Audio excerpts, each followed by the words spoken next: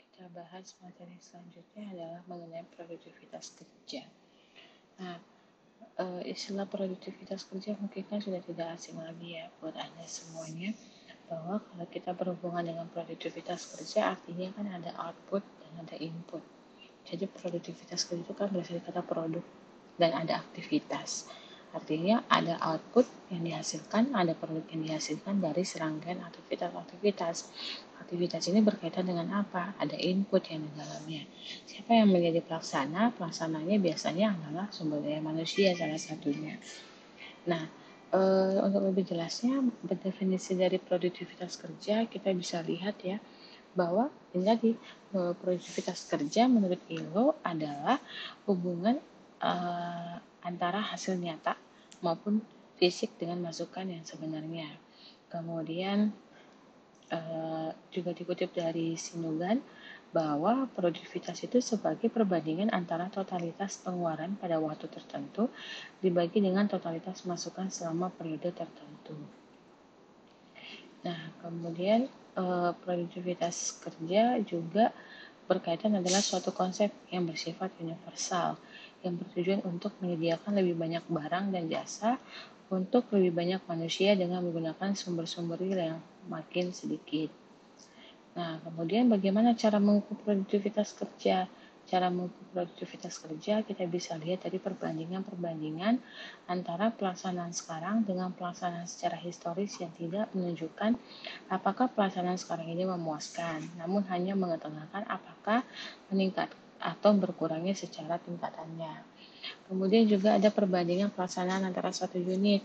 Nah, satu unit yang dilihat di sini adalah bisa perorangan, tugas, seksi, proses, dan yang lainnya. Kemudian juga dilihat dari perbandingan pelaksanaan sekarang dengan targetnya. Jadi intinya adalah pengukuran produktivitas ini melihat atau membandingkan bagaimana pelaksanaan sekarang, apakah dibandingkan dengan histori ataupun target-target yang lalu, atau bisa juga dilihat dari bagaimana pelaksanaan masing-masing unit. Tiap satu unit bisa dilihat dari perorangan, kemudian seksi ataupun proses dilakukan, atau bisa juga dilihat dari bagaimana pelaksanaan sekarang apakah mencapai target atau tidak. Nah, mengapa penting sekali mengukur produktivitas? Produktivitas itu perlu diukur. Kenapa? Karena dapat digunakan sebagai sarana manajemen untuk menganalisa dan mendorong efisiensi produksi. Kemudian manfaat lain yang diperoleh adalah untuk mengukur produktivitas mungkin terlihat pada penempatan perusahaan yang tetap seperti dalam menentukan target, kemudian sasaran tujuan yang nyata, dan pertukaran informasi antara tenaga kerja dan manajemen secara periodik terhadap masalah-masalah yang saling berkaitan. Nah, dalam menghitung rumus produktivitas, karena tadi produktivitas adalah melihat perbandingan antara hasil yang dicapai output dengan keseluruhan sumber daya atau input, maka kita bisa lihat dari rumusnya seperti ini. Produktivitas sama dengan hasil yang dicapai dibagikan dengan sumber yang digunakan. Jadi output dibagi dengan input. Tadi ya, tiga jenis pengukuran produktivitas, tadi itu melihat perbandingan antara pelaksanaan sekarang dengan pelaksanaan yang lalu, atau dengan melihat perbandingan pelaksanaan dalam satu unit. Ya, biasanya pengukuran ini dapat menunjukkan pencapaiannya relatif apa tidak. Kemudian juga perbandingan pelaksanaan sekarang dengan targetnya. Nah, biasanya ini perusahaan atau sumber daya manusia lebih memusatkan perhatiannya pada sasaran ataupun target ataupun tujuan daripada perusahaan tersebut. Nah, bagaimana cara mengetahui apakah produktivitas dapat dikatakan meningkat? Produktivitas dapat dikatakan meningkat jika jumlah keluarannya meningkat, tetapi jumlah masukan atau sumber yang digunakan sama, atau jumlah produksi atau output atau keluarannya yang dihasilkan itu sama atau meningkat, tetapi jumlah masukan atau sumber daya yang digunakan itu lebih kecil. Nah, atau yang ketiga, produksi atau keluaran yang meningkat diperoleh dengan penambahan sumber daya manusia yang relatif kecil.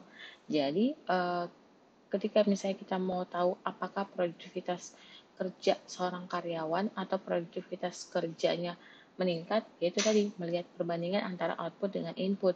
Kalau outputnya meningkat tapi input yang digunakannya juga sama, maka itu juga dikatakan meningkat. Atau misalnya kalau outputnya meningkat tapi jumlah masukan yang ditambahnya itu relatif kecil, itu juga dikatakan produktivitasnya meningkat. Atau kalau outputnya meningkat, kemudian penambahan sumber daya relatif kecil, itu juga dikatakan produktivitasnya dapat dikatakan meningkat. Nah, kemudian peningkatan produktivitas kerja juga dipengaruhi oleh sumber daya manusia, kemudian energi sumber mineral, kemudian juga ada tenaga kerja, kemudian ada manajemen organisasi, dan modal pokok dan bahan mentah. Nah, kita jelaskan satu persatu. Nah, apa itu sumber daya manusia? Kan sumber daya manusia artinya kan adalah tenaga kerja manusia ya. Jadi ketika sumber daya manusianya ada dan tersedia sesuai dengan kebutuhan perusahaan, maka juga mampu meningkatkan produktivitas kerja. Kemudian energi atau sumber mineral. Misalnya ketika energi-energi sumber mineral dibutuhkan perusahaan tersebut mampu tercukupi dan tersedia dalam kuantitas dan waktu yang dibutuhkan, maka juga akan meningkatkan produktivitas kerja. Kemudian juga ada tenaga kerja. Tenaga kerja, jika tenaga kerja yang tersedia sesuai dengan kebutuhan, sesuai dengan keahlian, maka juga mampu meningkatkan produktivitas kerja. Nah, kemudian juga manajemen. Ketika manajemennya itu juga terstruktur dengan baik, ada struktur organisasi, ada pembagian job desk dan kerja yang jelas gitu ya. Jadi juga dapat meningkatkan produktivitas kerja. Kemudian juga ada modal pokok dan bahan mentah.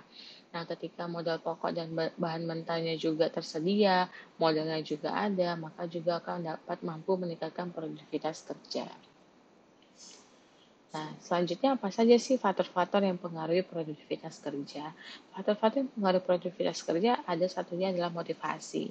Nah, motivasi kenapa menjadi salah satu faktor dalam mempengaruhi produktivitas kerja? Misalnya, ketika Anda bekerja dalam satu perusahaan, kemudian Anda tidak termotivasi lagi, Anda tidak punya semangat kerja terhadap pekerjaan Anda, itu akan mempengaruhi Anda dalam bekerja, sehingga produktivitas Anda juga akan bisa saja menurun. Nah, kemudian kedisiplinan, misalnya ini juga salah satu dampak dari motivasi karyawan yang mulai turun, di mana misalnya karyawannya sering absen, sering alfa, kemudian juga sering tidak masuk, izin, sakit, atau bahkan dia mangkir dari pekerjaannya. Nah, ketika karyawannya sering melakukan hal tersebut, berarti kan jam kerja karyawan kan juga akan berkurang. Nah, ketika jam kerja karyawan juga akan berkurang, itu akan mengakibatkan apa? Produktivitas kerja karyawannya juga tidak akan maksimal.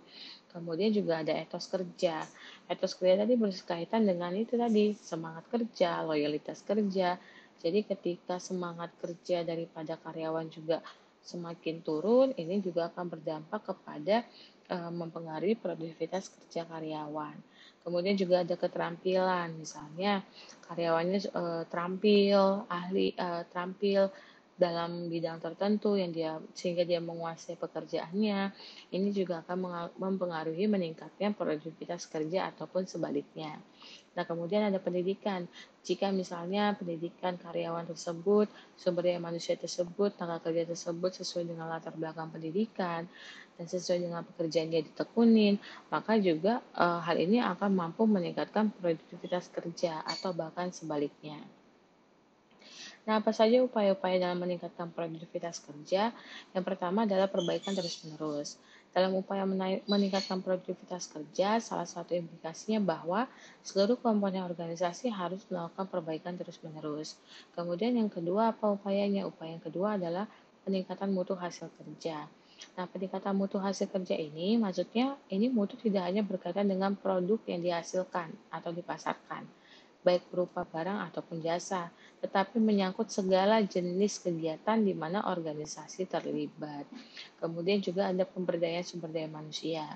Nah, pemberdayaan sumber daya manusia ini yang ketiga adalah maksudnya memberdayakan sumber daya manusia mengandung berbagai kiat seperti mengakui harkat dan martabat manusia, kemudian pergayaan mutu kekaryaan, kemudian penerapan gaya manajemen yang partisipatif, melalui proses demokrasi dalam kehidupan organisasi. Nah, sebagai contoh, maksudnya perbaikan terus-menerus ini misalnya perbaikan terus-menerus misalnya ada hal yang kurang nih dari karyawan, misalnya dari manajemen. Nah, pihak manajemen ini akan melakukan terus perbaikan. Bagaimana supaya kegiatan dalam komponen organisasi ini dapat berjalan terus dengan baik gitu ya. Kemudian juga mutu. Mutu ini misalnya ya ya tadi misalnya segala jenis kegiatan dalam organisasi, baik itu mutu produk, mutu SDM-nya, ataupun mutu pimpinannya, ataupun mutu hal-hal yang berkaitan dengan kegiatan proses di dalam kegiatan produksi. Nah, kalau pemberdayaan SDM ini lebih kepada bagaimana perusahaan memberikan penghargaan, misalnya ada karyawan yang achieve target, ada karyawan yang berprestasi, atau misalnya ada karyawan yang eh, berkualitas, kemudian mau dikaryakan, karyawan tersebut mau meningkatkan mutunya, ini berhubungan dengan pemberdayaan sumber daya manusia.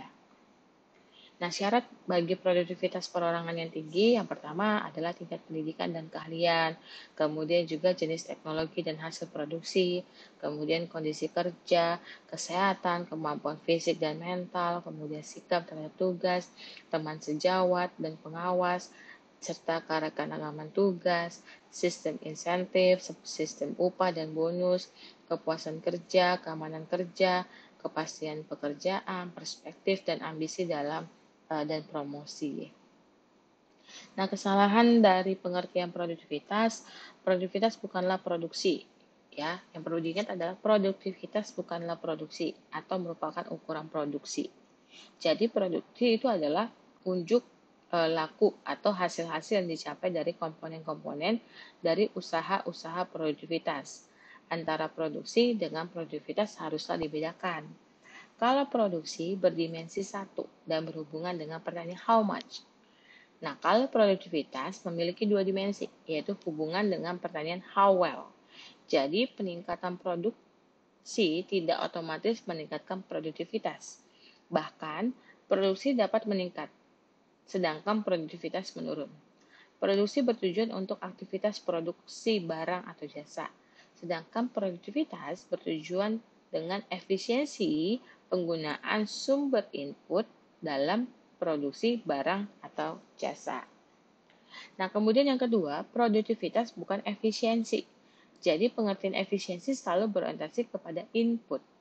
Tindakan yang efisien berarti menghemat penggunaan input atau dapat mendekati suatu standar tertentu. Nah, kemudian yang ketiga, produktivitas bukan pengukuran kerja atau work measurement. Jadi konsep pengukuran kerja bertujuan untuk mengetahui jumlah jam kerja yang dibutuhkan oleh seorang pekerja dalam menyelesaikan tugas sesuai dengan suatu standar tertentu. Baik, terima kasih. Demikian materi dari saya. Jika ada pertanyaan kita bisa lanjutkan di kolom komentar.